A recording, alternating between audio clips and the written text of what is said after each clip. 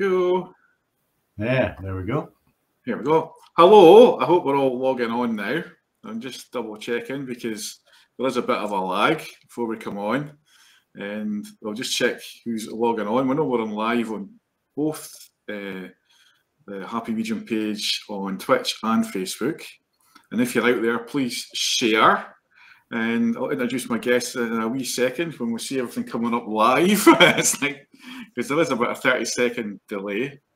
And it's a privilege to have you on, Iain. We've been talking about this for a long, long time. We have indeed. We have indeed.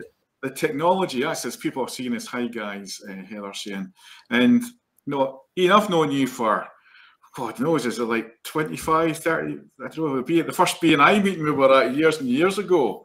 And yeah, about 22 years ago or something. 22 years ago, something like that, yeah. And you inspired me. You were in charge of the Business Breakfast Network kind of in Aberdeen at that time. And it was before I started the kind of self-employed business track. And you kind of gave me the tools and encouragement through the training that you gave me, and you kind of mentored me a little bit through the BNI type stuff and the network stuff. And you were worldwide. But what I loved about you, and we'll speak about the weight loss later on, even though, and I've kind of been kind saying you were a big man, that didn't bother him. He has so much skills, and you know, and I think when we're talking about the weight loss and the subject tonight is, no one's going to be judgmental tonight on anyone that's extremely large or whatever, because you were still an amazing person to go watch, listen to, and you encouraged a lot of people in their business. And the weight loss kind of subject has always intrigued me because, as you know, I'm diabetic, and it's something I've had to deal with the last 10 years, and obviously weight's part of that. And I've had a lot of success. I've had a lot of failures, I'll be honest. It's like, and try to maintain that. But tell me a little bit about yourself, Iain, and so my followings out there will understand a little bit about yourself and what you're all about, really. If only I knew, Derek. If only I knew. I guess, and you mentioned it earlier, when I set up an IT business in Aberdeen many, many years ago and got involved in BNI, I suddenly found something that when I was helping other people, I felt great. Yeah. And it led me into getting a coaching degree, doing talks, doing all sorts of things. And I guess it actually sufficed my want that when I left school in a funny old way, but when I left school, what I really wanted to do was be an actor. That was what I really wanted to be. Well, I never knew that. No, nobody. That's probably the first time I've ever admitted that. And because I had done my London Academy of Music and Dramatic Art medals, I'd done my bronze, silver, and gold. I'd done my English speaking board examinations. I'd actually been in the Scottish Youth Theatre. I was in a couple of things in Aberdeen at the time, His Majesty's Theatre. I was in the Long Acre Players in Aberdeen as well for a while, and that was kind of, but because of certain circumstances, I left school, and at that time, 1979, 1980, my father was quick to say, "Well, that's super, go and get a job." So I ended up, and at that time it was as easy as going to how long ago? It was the Labour Exchange.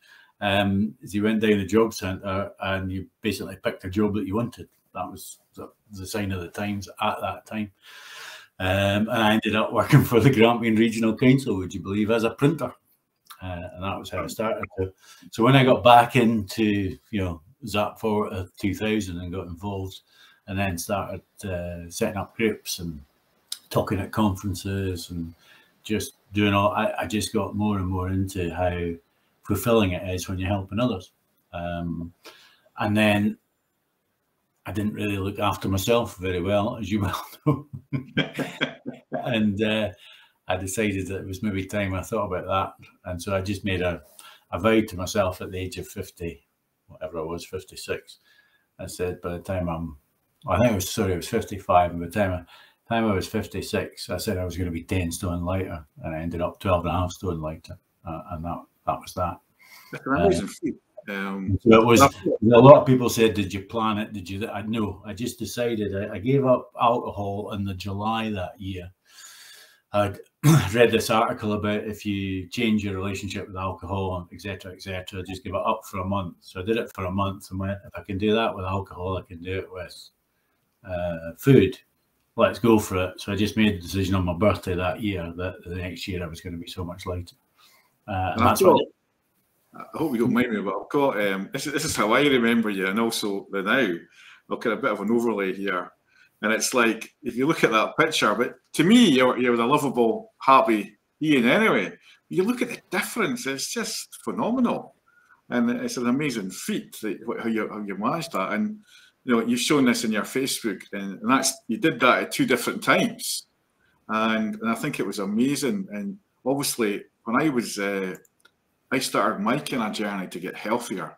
I was based in Fort William, and you know it's a beautiful place, countryside, and we got mountain bikes for my son and my daughter. And I thought, oh, I'll have a go at this, you know. And then I realised, well, Fort William's the outdoor capital of the UK, mountain bikes everywhere, and I used to, every Friday, single parent, used to escape, get a babysitter, go to the pub, you know, Friday night. Same pub, same people, got bored. It's like, and out on the mountain bike through the week, started meeting different people, started going to events, did a mini triathlon, and I was like, the energy and the fun and the healthier eating, can you learn that? Yeah, that's the biggest thing, is it's that whole buzz you get from doing it, which I may add, the first time I did Ride Britain at 27 stone, there wasn't a huge buzz. There was just a determination I was going to finish it. But I actually thought it was going to finish me at one point. But I got through it. But that was 12 hours a day in the saddle. And it was like, so that first one I did, it was like, when I did it in 2019, I saved 35 and a half hours is the time I took off what I'd done it in 2016. Goes to me.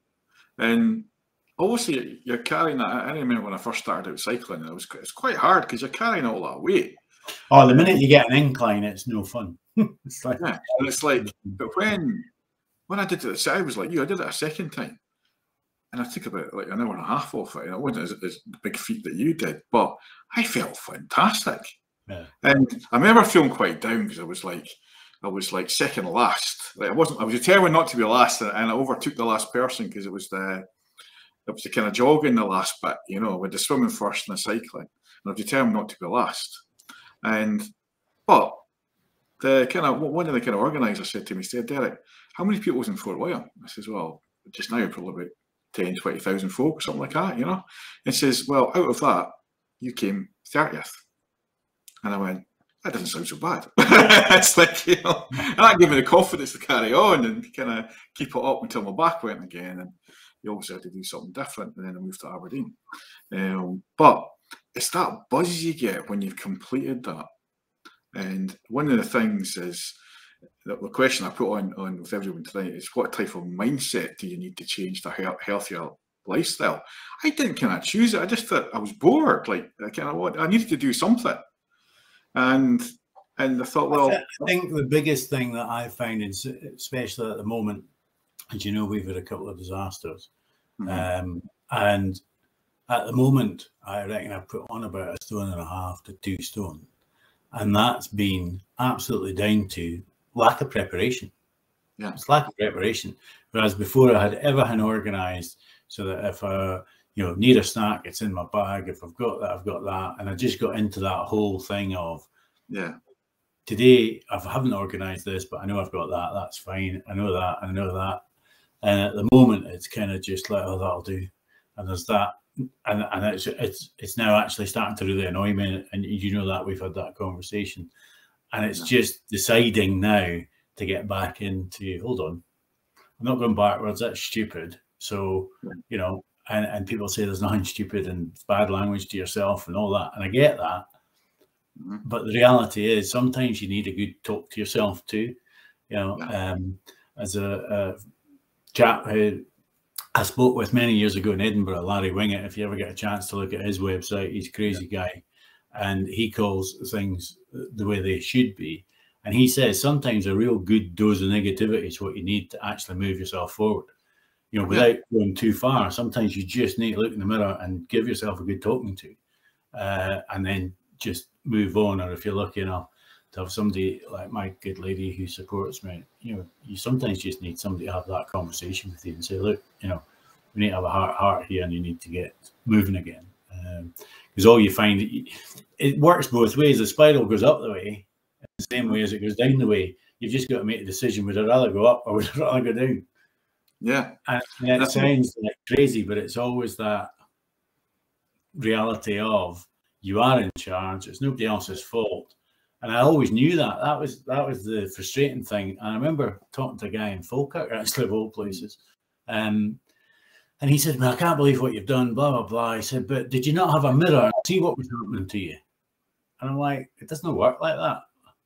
Yeah, it doesn't work like that. Of course, I didn't like the look of myself. I hated getting my photograph taken. I hated any of that, which is weird because, you know, I spoke on stage around the world. Mm-hmm. Yeah.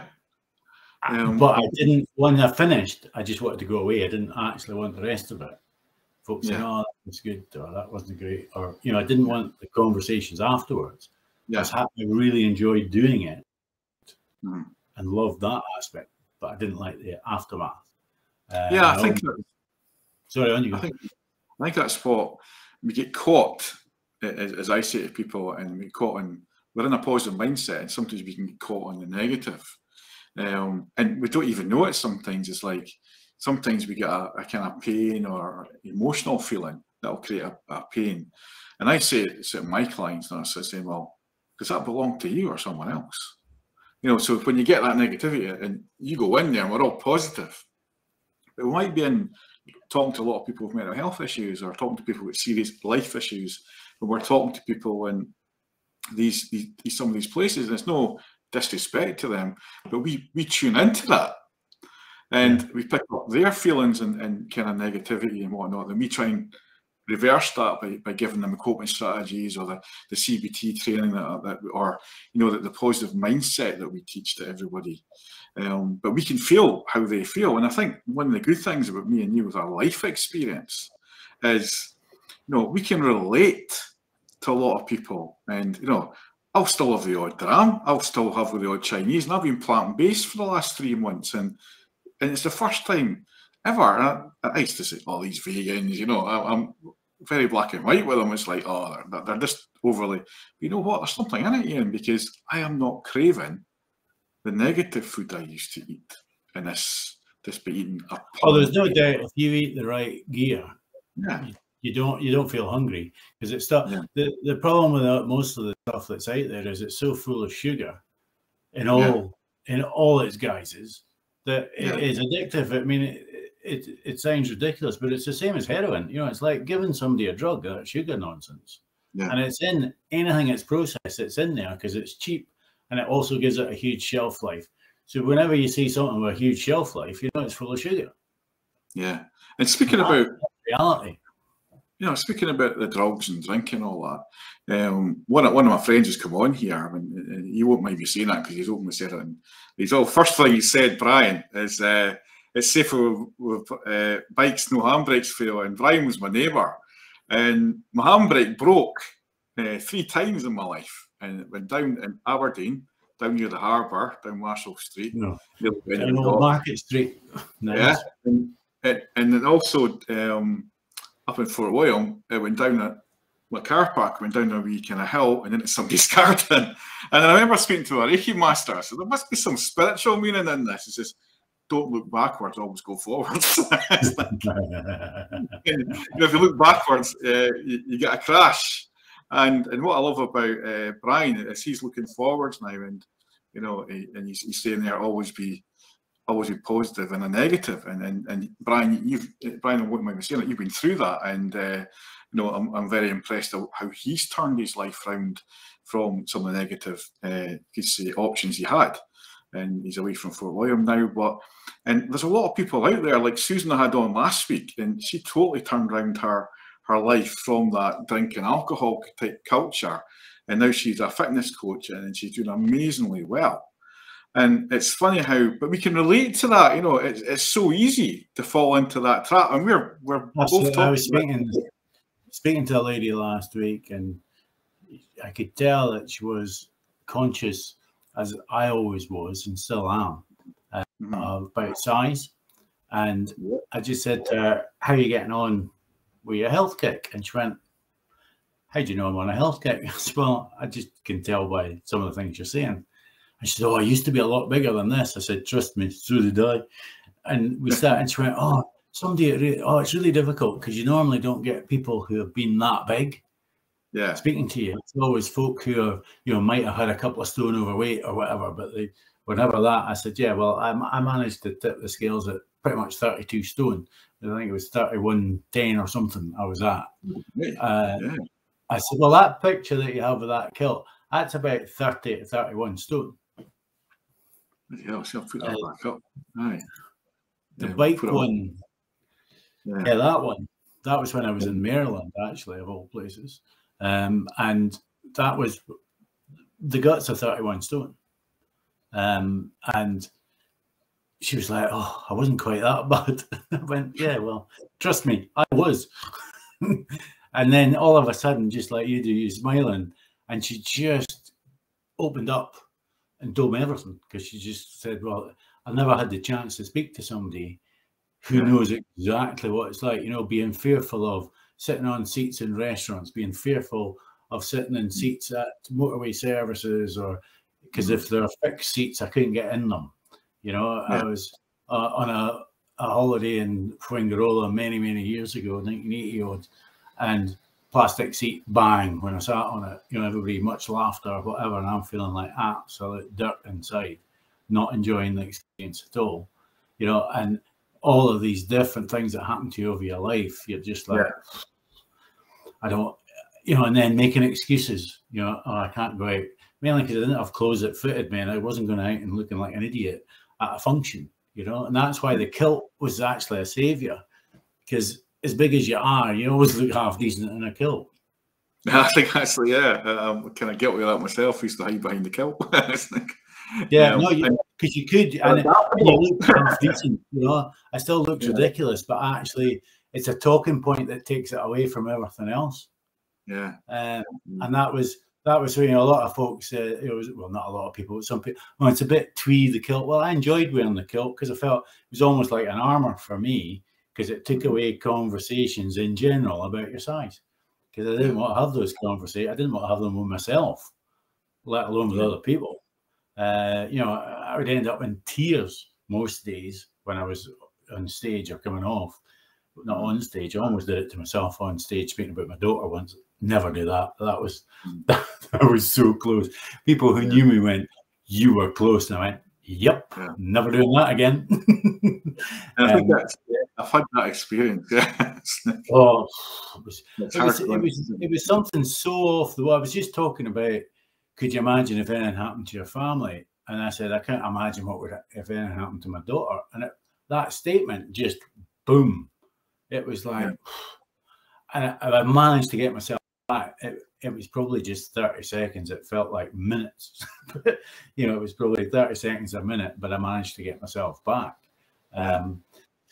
But yeah, I had years of not wanting to do stuff, or, you know, I loved playing golf as a kid.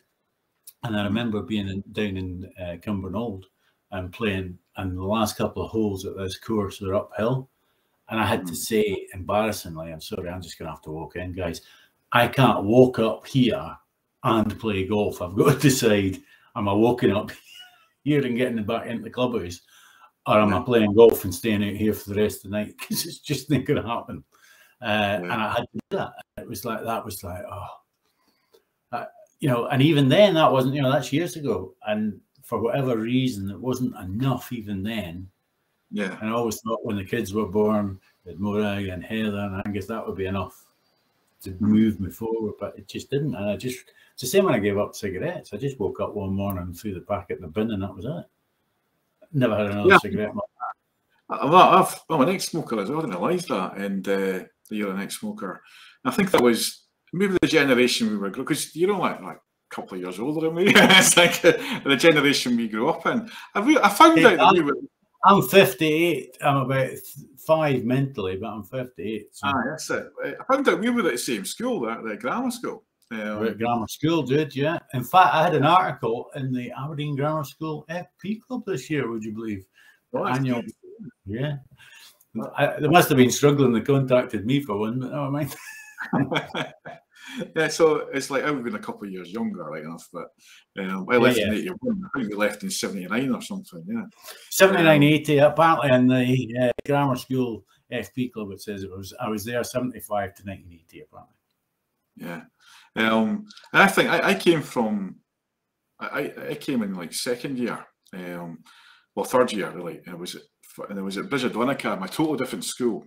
And you come in, and I stand by the grammar school. It was a better school. It's like I came from it was Bridget-on-Academy in there, and I tried to focus more on my studies, my education. It was city centre, but we had a wide range of. There was the people who came from a rough background and the people who came from the posh background, but everybody was the same, and they were uniform. You know, now I'm not a massive fan of uniform or anything like that. But you know what? It broke the barrier down in some way. So I'm like 50-50 with school uniform. I think, well, the girls go down here there at Alva Academy, and I wasn't sure, not that I could know anything about it, it's the school they go to, but the head teacher there is old school values, and they wear uniforms. Now, they make them available. So obviously, Clackmannanshire is a fairly deprived area in certain areas. Yeah. But they make the uniforms available, so they have them there, and they're not tatty. That's not the deal. There is we raise funds in the school to buy uniforms for kids that can come in and get them. And there is something to be said that this one's not wearing that, and they're only allowed to wear black shoes of whatever, you know, it can be trainers or whatever, but black, no labels, nothing. And I think there is something in that then people are not so intimidated when they're going to school. Yeah. Because as a fat kid, I just had to wear what was available. I couldn't wear anything stylish anyway. Yeah. In fact, I do remember I was watching that Call the Midwife, and I was watching the crimpling trousers, and I remember having a pair of crimpling trousers, and they were really bad. Yeah. But at the time, I thought they were great because they fitted me and they were comfortable, but they were really bad. Everybody else was in full. I think when we look back, there is positives that come out of the negatives, as Brian was saying earlier on. And he's absolutely right, Brian. You're bang on with your comments, 100%. And I think it's good that, it's not very often we get men commenting. It's usually that all the girls wanting cards and stuff. But the whole idea of doing these chat shows on the Thursday is to kind of highlight life's challenges and how we can overcome them. Because first and foremost, I've always said I'm a coach, and the psychic and the entertainment side has come with that. Although doing this kind of coaching has become a spiritual journey in a sense. And as somebody said to me, I mean, you knew me before I did this, and as somebody said to me when I was a big union official offshore, something down in North Sea and all that I'd be doing this sort of stuff. They said, "You're off your bloody head," But I think when you start that healthier lifestyle and you kind of tune into yourself, and that's that. You said something very important earlier on. It's the self-talk, and we start getting that right, and and as Susan said last week, it's learning to love yourself, Iain. Oh. 100%. I'm a huge George Benson fan of many years ago. Went to see him in London in 1986, would you believe? But the greatest love of all is learning to love yourself. It sounds such a twee comment. It sounds, it's like some guys find it, and all that. But it's absolutely, if you can't love yourself, and I still struggle with that. I'm not even begin to give anybody false interpretations on that one. I still struggle with it. And if you can't do that, who else is going to bother? And it's so logical, but as we know, the subconscious, for whatever reason, whatever's happened as a kid, and I don't remember, it sounds horrible, but I'd love to be able to say I was beaten up as a kid, because that would give me a straightforward reason as to why I have the hang-ups that I clearly have. I don't even know what they are. I just know they're there. And I find it really hard to deal with on a daily basis, because the reality is that I think I had a pretty good childhood. Mom and Dad looked after me. My dad worked bloody hard to give us all that we had. We didn't appreciate it, as kids don't. You look back now, you think, God, especially now I've got 3 kids myself, I think, God, how did my old man cope with us? Bloody hell, you know. And it's like, so there's absolutely no reason that I can see that I would systematically be horrible to myself, because that whenever I'm whacking on and eating stuff that I shouldn't be doing, it's not even shouldn't be doing, it's just it's one of those things that sometimes, and especially at the moment, and without going into huge facts, the bottom line is we've been put out of our house, as you know, and we're sitting in an apartment that's paid for by insurance companies because we've had an oil leakage that had been going on for years that we didn't know about, and our whole land is contaminated, and pretty much looks like they're going to knock the house down. And we've got to try and find somewhere else to live meantime. And while we've got insurance, they don't cover the mental aspect of what's going on. We're basically in a 2.5 bedroom apartment from a 5-bedroom house, which, for some people, they'd be grateful of the roof over our head, which I am absolutely grateful. There's a lot of people worse off. But it's like all that's going on, and we've been driving around trying to get houses. The house market is absolutely crazy. I don't know what it's like up north at the moment, but down here, everybody's paying way over the top, and you can hardly get one. And even renting, it's difficult to get one. I think it's like, even though like we are, and when we're on song, we're positive, and we're very positive thinking, we're motivated, we know all the skills, we know the tools, but life can take over here. And it's like, when I get my moments, and one of the biggest moments I had, I think, when it was March the 13th, it was a Friday the 13th, believe it or not. You think the spiritual aspect of that, right? 2020 or 19 now, you keep forgetting when COVID started. It was a Friday, and then we were talking about COVID, and I still had like 50 or 60 people in the room, and it was in Bucky, and it was good. And I just moved up from Aberdeen, making connections, networking, good event. Coming on Monday, everything stopped. It was like there's no live shows. There was no. I just seemed to be the wedding celebrant to go, because I kept predicting all the weddings and births and stuff, and then the funeral. It's just, I know, I'll put that up here. It's like, but it's just like, and I started doing that, Lindsay. I started, I fell back into eating shite, and I ended up being quite ill, because I ended up in hospital with a urinary sepsis infection, and because I wasn't taking care of myself after that, because the shock had hit me that I couldn't do what I normally do, and I was like, what am I going to do now? And I think that everybody went through that. And I went back to one of my, you could say, learned behaviours was, I was an ex-chef. I'll cook, I'll eat, I love food. And I started to keep on the weight again that I'd lost all the previous years. And it's so easy. But one thing I did find, and the enforced kind of, it's like the 2-hour walks that we were all getting to escape for that 2-hour walk. That was actually quite good for me, because I wasn't doing an hour walk anyway. And we got into the habit of walking again and going out and seeing things.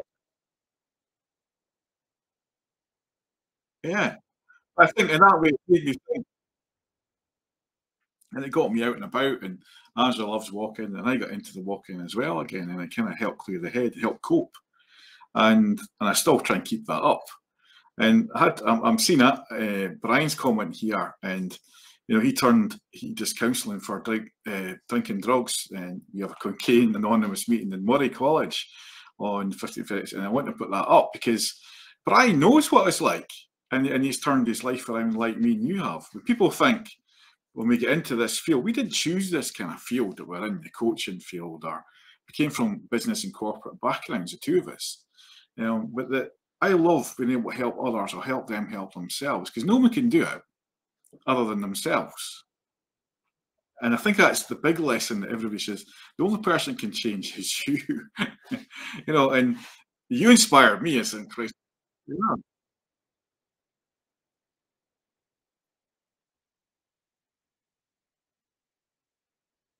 yeah,